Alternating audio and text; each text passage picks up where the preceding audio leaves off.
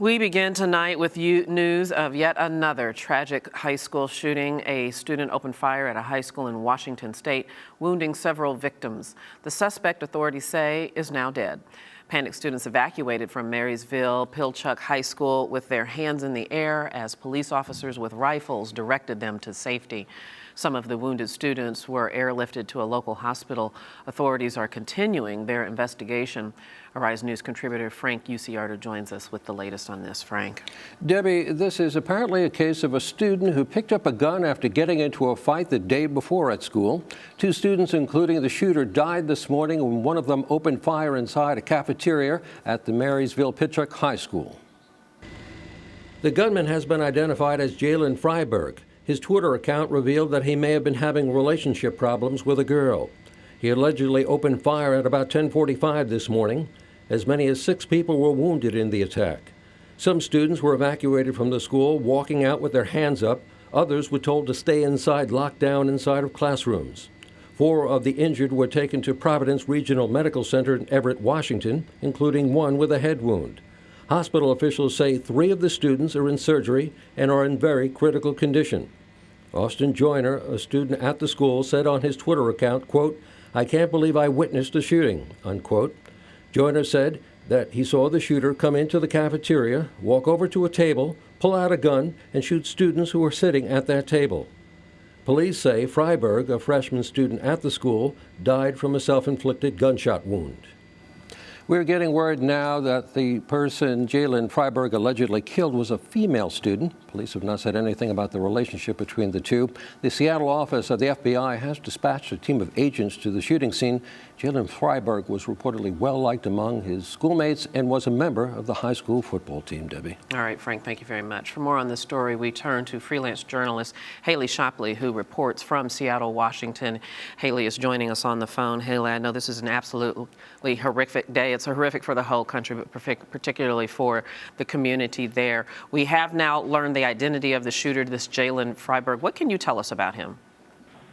Jalen was well-liked. He was recently voted homecoming king of the freshman class at school. He was a member of the football team and was a member of a prominent family that's part of the Tulalip tribe in the area. So the family is well-known in the community, and by all accounts, he was a popular, well-liked student. As I understand it, he did have a Twitter account, and there have been several students that have given their accounts of what happened today. Is there any indication in his behavior or what has gone on with him in his recent past that might have indicated that he would present this kind of danger to his classmates? Well, there are reports that he was in an altercation with another student yesterday in which he threatened that student. And as you mentioned, his Twitter account did hint at some recent difficulties, possibly with a girl.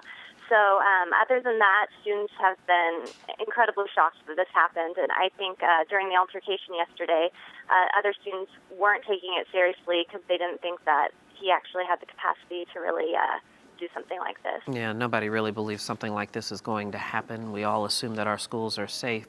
I know that you have spoken to a student who was there in the cafeteria. What did she tell you? Right. I spoke with a freshman who was in the cafeteria across the way. She heard 3 shots, and then everyone started either running or ducking under tables for cover. She said it was chaotic, but everyone was pretty much proceeding in an orderly fashion, just trying to help each other get out. Once they were out of the school, people were jumping fences and just running as quickly as they could to get away. What was her emotional state when you spoke with her? She's still just in shock processing this. Marysville is a small community. It's pretty rural. It just doesn't seem like something that would happen there. So she still hasn't been able to get in touch with her friends who are in the cafeteria, although she has heard that they're okay. So she's still really just working on processing this tragedy and understanding how it happened. Yeah, I can't imagine how harrowing it was for the students who were right there. You just mentioned that Marysville is a small town. Can you tell us a little bit more about this town and this area? Sure. It's about 40 miles north of Seattle. It's a pretty rural community. There are farms there.